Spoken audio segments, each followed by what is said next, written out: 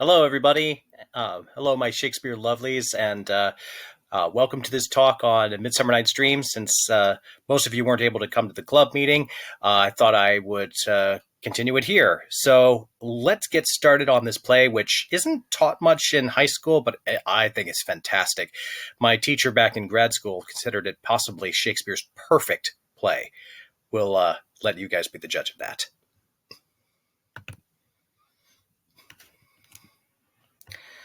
So this play has a wonderful plot, has wonderful characters, and is universally beloved among Shakespeare nerds.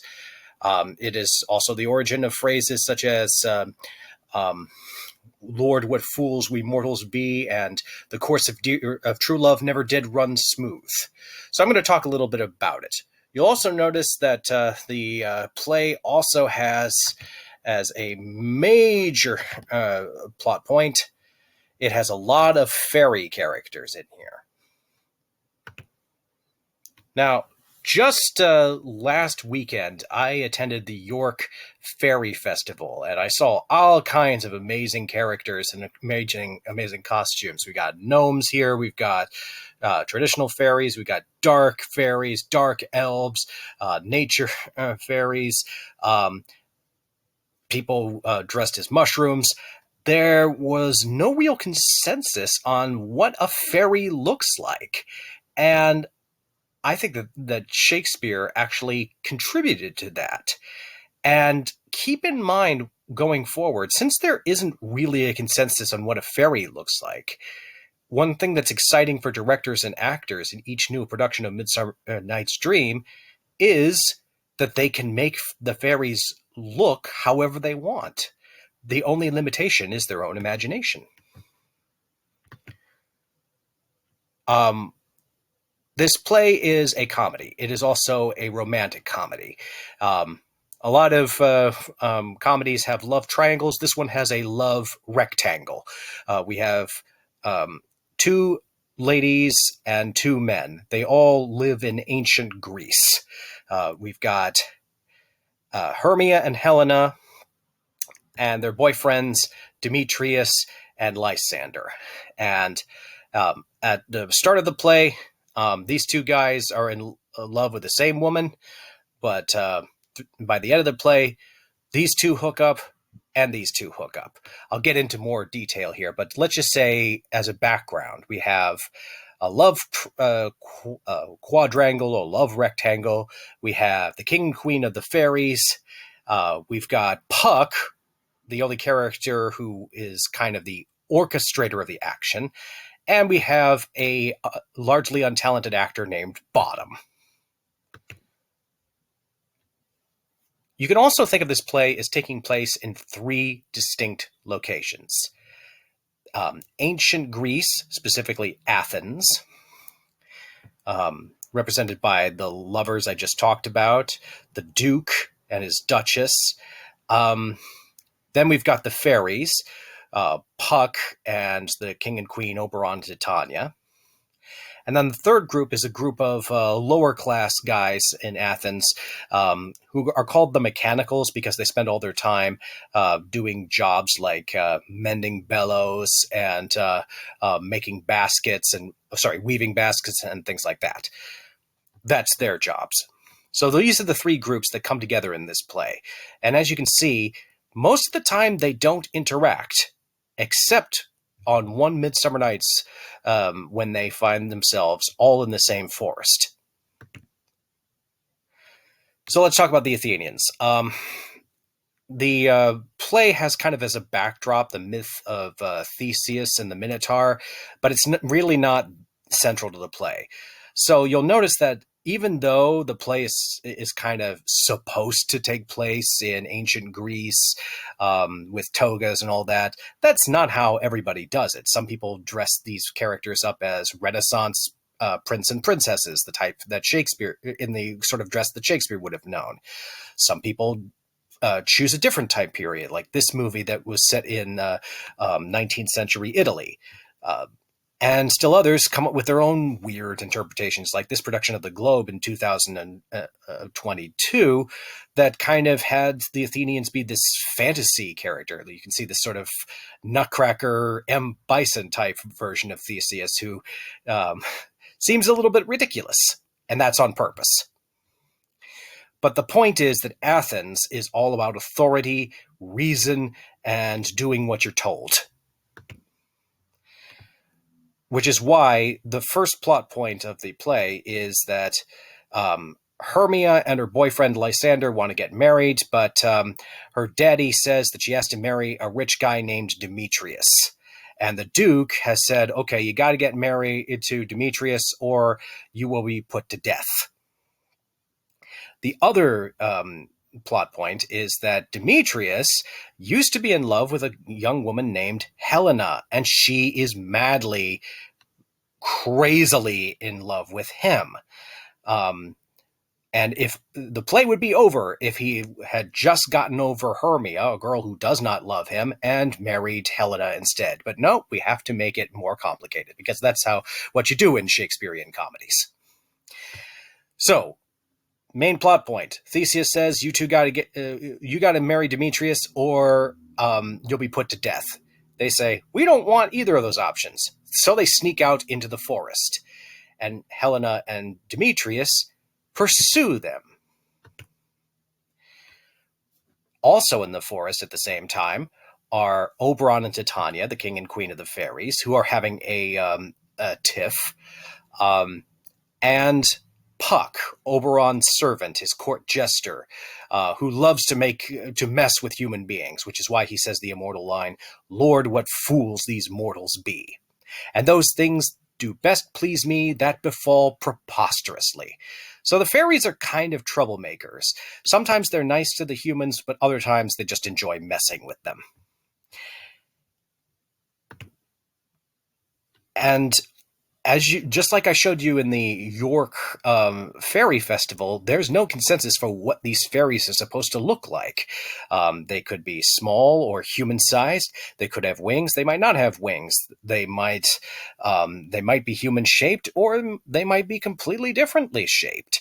It's really up to the director's imagination. Again, look at this trailer for the Shakespeare's Globe that set it in a completely fantastical setting and gave the Athenians, they wore black and white, but the fairies are in awash with bright colors.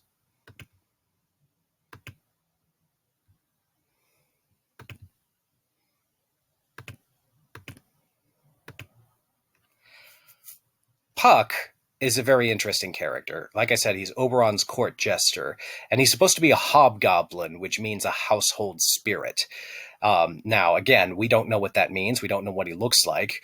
This is an early illustration of what he's supposed to look like. You can see he's carrying a broom and a candle, because sometimes if you treat him nice, he'll do little household chores for you. If not, he'll play all kinds of pranks on you.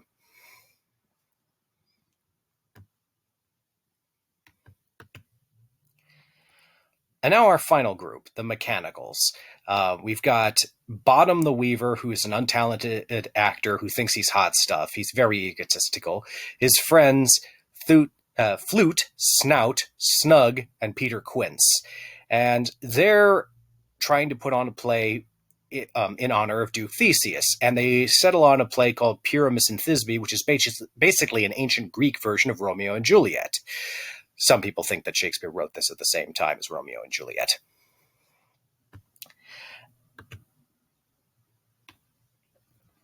So the way that these two groups of characters intertwine is that Puck puts a love potion in the Queen of the Fairies' eyes, causing her to fall in love with the next person she sees. And the next person she sees is Bottom. And then, to make it even more ridiculous, Puck transforms Bottom giving him the head of a donkey, as you can see. And the next person he sees is the Queen. So the Queen and Bottom have a hilarious scene where she falls madly in love with him at first sight.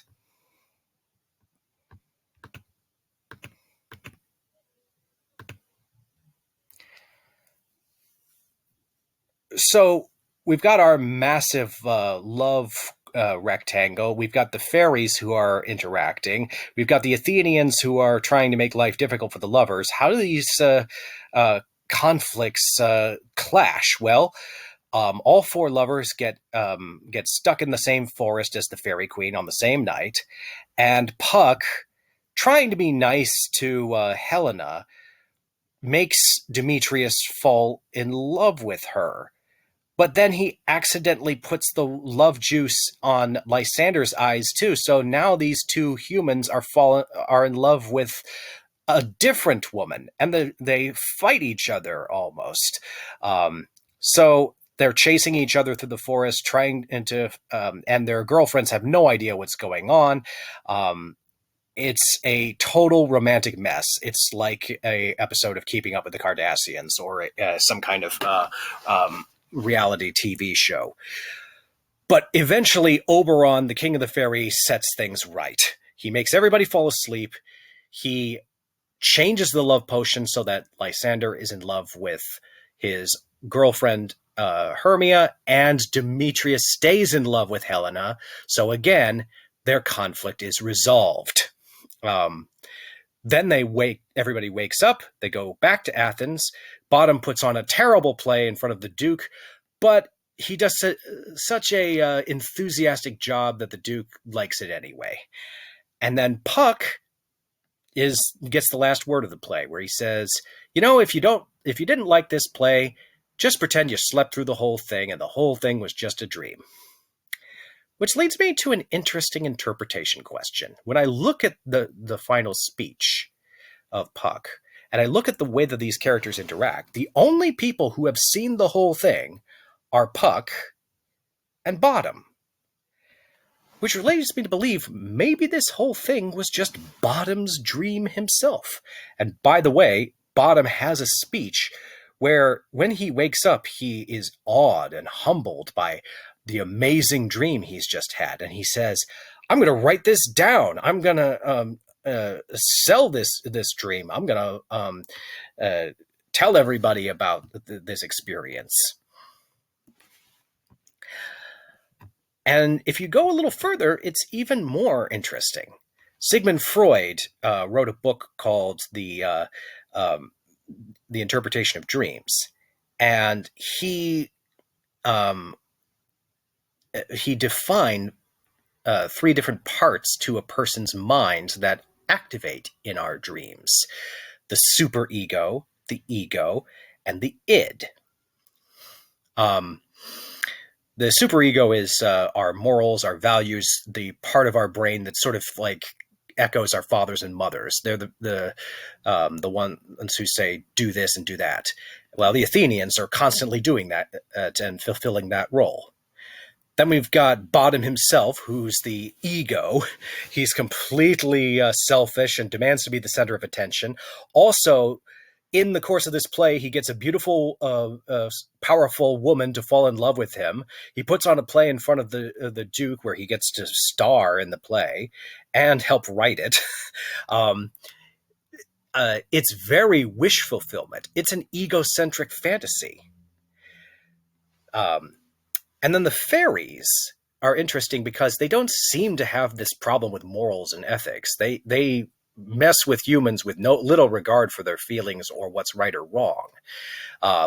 They just kind of do what they feel, and their power is unchecked. Sometimes they're associated with nature and having power over nature, and nature is as uncontrollable as human emotions.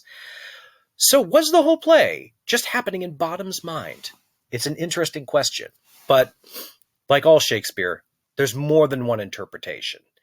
And like I said at the beginning, There's many different ways of interpreting fairies, and there's many different ways of interpreting A Midsummer Night's Dream.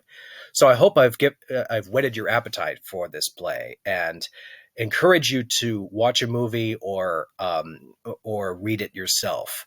You'll be glad that you did. And if you didn't, well, then this week, imagine this weak and idle theme is no more yielding